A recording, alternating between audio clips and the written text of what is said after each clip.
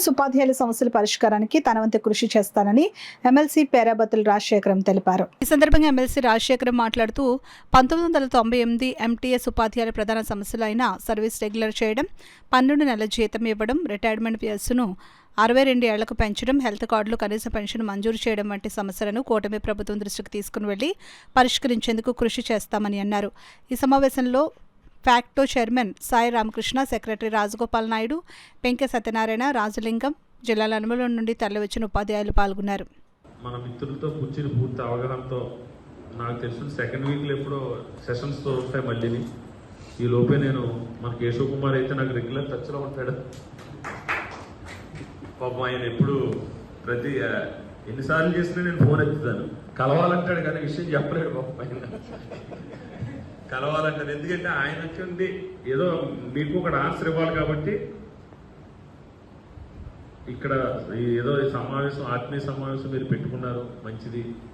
అలాగే మన సమస్యలు ఇది రాష్ట్ర వ్యాప్తంగా ఉన్న సమస్య కాబట్టి పరిష్కరించవలసింది ప్రభుత్వమే. ఖచ్చితంగా అది మేము త్వరలోనే ఒక సానుకూల అన్ని పూర్తిగా మీకు మొత్తం న్యాయం చేయిస్తామని నేనైతే చెప్పలేను, కానీ మేజర్ ఇష్యూస్ ఏవైతే ఉన్నాయో అవన్నీ కూడా మనం పరిష్కరించడానికి మాకు కూడా ఇంకా వేరే కాంట్రాక్ట్ లెక్చరర్స్ అని ఇంకా ఇష్యూస్ ఉన్నాయి, కానీ ఫస్ట్ ప్రయారిటీ మీ సమస్య మాకు.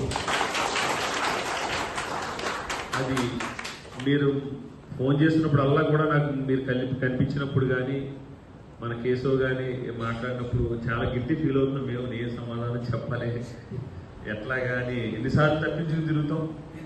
అది మాకు కరెక్ట్ కాదు కదా.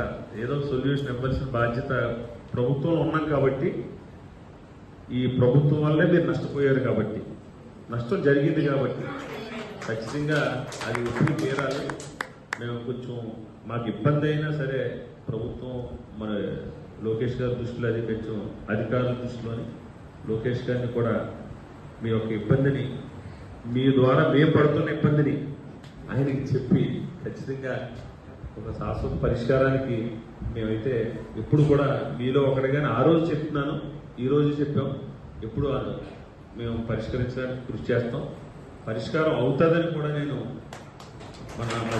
ప్రభుత్వం చేసినటువంటి ఒక చిన్న తప్పిదం వల్ల మనం 25 సంవత్సరాలు మనము రోడ్డు మీద ఉండాల్సినటువంటి పరిస్థితి. ఆ యొక్క సమస్యల్ని అధిగమిస్తూ మనకు 2023లో ఈ యొక్క ఎంటీఎస్ కాంట్రాక్ట్ ఉద్యోగాలు గత ప్రభుత్వం ఇవ్వడం జరిగింది. ఇచ్చినప్పటి నుంచి మన మిత్రులు చాలా మంది రిటైర్ అవుతూ వస్తున్నారు. ముఖ్యంగా మా నెల్లూరు జిల్లాలో కౌన్సిలింగ్ అటెండ్ అయ్యి ఇంకా 1 మంత్ సర్వీస్ ఉన్నందున ఒక పర్సన్, రవి అనేటువంటి పర్సన్ని డిఓ గారు అనుమతించలేదు. ఆయన ఎంత ఆవేదన చెందాడు ఆ రోజు మేము ఆ కళ్ళారా చూసి మేమంతా కూడా బాధపడినటువంటి పరిస్థితి. ఎన్నో ఆయన ఆఖరికి హైదరాబాద్లో ఉద్యమం చేసే సమయంలో జైల్లో కూడా ఉన్నటువంటి పరిస్థితి. అంత కష్టపడి పోరాటం చేసి చివరికి ఉద్యోగం కూడా చేరేటువంటి పరిస్థితి ఆ రోజు మాకు కనిపించింది. అది బాధపడేటువంటి సంఘటనే. సరే, ఆ రోజు మనం ఉద్యోగాలు చేస్తూ వస్తున్నాం.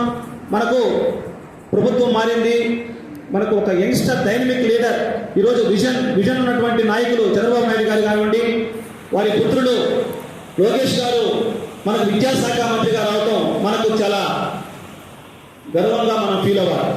ఎందుకంటే యువకులు, ఒక విజన్ ఉన్నటువంటి నాయకులు, వారి ద్వారా మనకు ఏదైతే సమస్యలు ఉన్నాయో, ముఖ్యంగా మన రిక్రూట్మెంట్ అనేటువంటిది యాజ్ పర్ డిఎస్సి 98లో ఏ రకంగా క్యారీ ఫార్వర్డ్ చేశారో, 4534 పోస్టులు క్యారీ ఫార్వర్డ్ చేశారో, వారి రిక్రూట్మెంట్ బేస్ గానే మాకు రిక్రూట్మెంట్ జరిగింది సార్. ఎందుకంటే అందరం కూడా 25 సంవత్సరాలు లాస్ట్ బ్యాన్ తర్వాత ఏమైందంటే వచ్చిన మరుక్షణము జాయిన్ అయిన మరుక్షణమే రిటైర్ అయ్యే 13 రోజుల నుంచే రిటైర్ అయిపోవడం జరిగింది. అలాగే ఇప్పుడు ప్రతిరోజు ప్రతి నెల రిటైర్ అవుతూనే ఉన్నారు. మన జిల్లాలో 2265 మంది, అలాగే రాష్ట్ర వ్యాప్తంగా 4,473 మంది జాయిన్ అయితే ఇప్పుడు సుమారుగా 2,900 మంది మాత్రమే ఉద్యోగాలు చేస్తున్నారు. మిగతా వాళ్ళందరూ కూడా రిటైర్ అయిపోయారు.